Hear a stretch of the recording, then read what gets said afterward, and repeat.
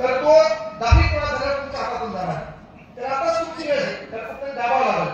मी तर प्रत्येक भाषणात बोलत असतो, माझ्या पण एक विनंती आहे, हे लहान आहेत पण जे 18च्या पुढे घुसलेत का, वयोवर्ष 18च्या पुढे, इथं तुमचा मुलगा म्हणून सांगायलो हप्त्यातून एकदा पोराला हाणा, माझ्या हाणा काय करतो, हप्त्यातून एकदा पोराला हाणाच. 18च्या पुढे जरी पोर आहे का, हप्त्यातून एकदा हाणा, त्याचं चुकवून तरी हाणा, त्याची गलती हो न हो तरी हाणा, त्याला अभ्यास करून कॉलेजला जावं न जावं, मोबाईल पाहो न पाहो तरी हाणा.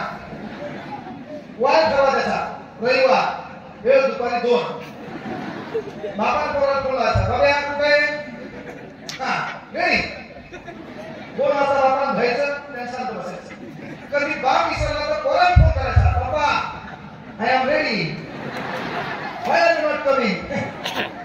काय पप्पा सांगायचं just I am just going.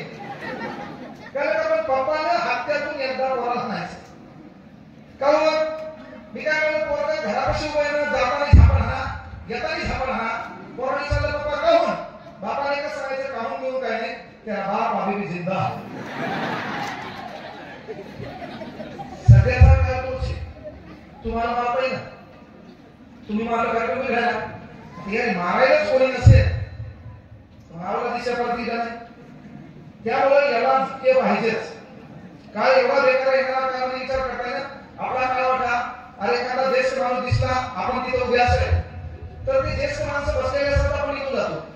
आपण मित्र येणार त्यांना चर्चा करायला, चर्चा करत असताना ज्येष्ठ माणूस आपल्या बाजूला दिसला, आपण चर्चा बंद करतो.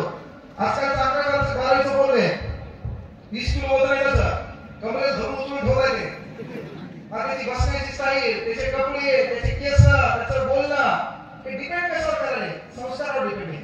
आज आपण एवढे झालो, आपल्या इथे ज्येष्ठ माणूस एखादा बाजूला द्या, बोलताना आपली रट बदलते, बोलताना आपली चाल बदलते, बोलताना आपली भाषा बदलते.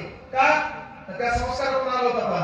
आपल्याला बाहेरच्यांनी हल्ले, घरच्यांनी हल्ले, मास्तरांनी दूर हल्ले, आणि म्हणून विनंती आहे की या लेकराला तेच तुम्हाला करावं लागेल.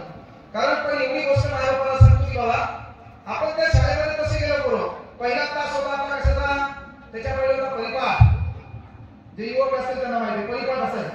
आणि मग त्या परिपाठामध्ये काय होतं की सर्व व्यवस्थेने त्याच्यामध्ये राष्ट्रगीत व्हायचं, प्रतिज्ञा व्हायची, त्याच्यानंतर कोणीतरी बातम्या सांगायचं, कोणी सुविचार सांगायचं, कोणी बोधकथा सांगायचं, आणि शेवटचं असायचं बसायला, माता विश्वात्मके देवे, डोळे लावायचे असायचे.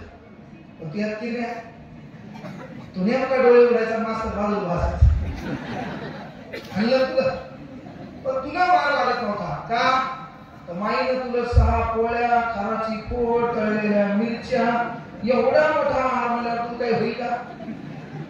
हाताचं करून पहा, एकच पोळी आहे, थोडीशी भाजी घेऊन डबा लागायचा, त्याच्यातली अर्धी पोळी शिल्लक आणायची. का डिप्रेशन मध्ये, कामामध्ये. पहिलं 5वीचं पोरगं 12वीच्या लेकरांना दिसायचं, आता 5वी 6वीचे तर लगेच लहान दिसायचं, 12वीचे लहान दिसायचे. काळ बदलला का नाही. आणि मग हे करताना काय व्हायचं, पहिला तास मराठीचा, मराठीचे शिक्षक शाळेमध्ये आले, आपण संस्थेला शिकायला होतो, कारण आपली शाळा 4थी 5वी 6वी पर्यंत असायची, आणि मग आपल्याला शिकायला संस्थेवर जावं लागतं. मग संस्थेवर काय व्हायचं, मराठी शिक्षक, इतर असलेल्या शिक्षकांना एक आवडून सांगायला किंवा स्पर्धा परीक्षेचा अभ्यास करायला, पोरं तुमच्यापैकी कोणाला वाटतं PSI व्हावं, हात करा, पोरांपैकी कोणाला वाटतं PSI व्हावं, वाटतंय सर्वांना पुन्हा, पण हात वरती केल्यावर तो हा प्रश्न विचारला, आमची गावात इज्जत जाईल त्याचं काय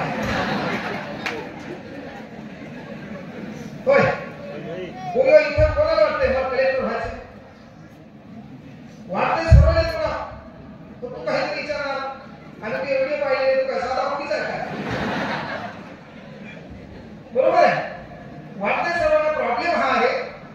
आणि एक गोष्ट आवर्जून लक्षात घ्या की जी गोष्ट आपल्याला वाटते ती सत्यात उतरवण्यासाठी जगात एक आणि एकच पर्याय आहे, तो पर्याय म्हणजे केवळ अभ्यास, अभ्यास आणि अभ्यास. त्यानंच माणसाला अनुभव होता येते. म्हणून आपला एकच पक्ष अभ्यासावर लक्ष, कळलं का, आपला एकच पक्ष अभ्यासावर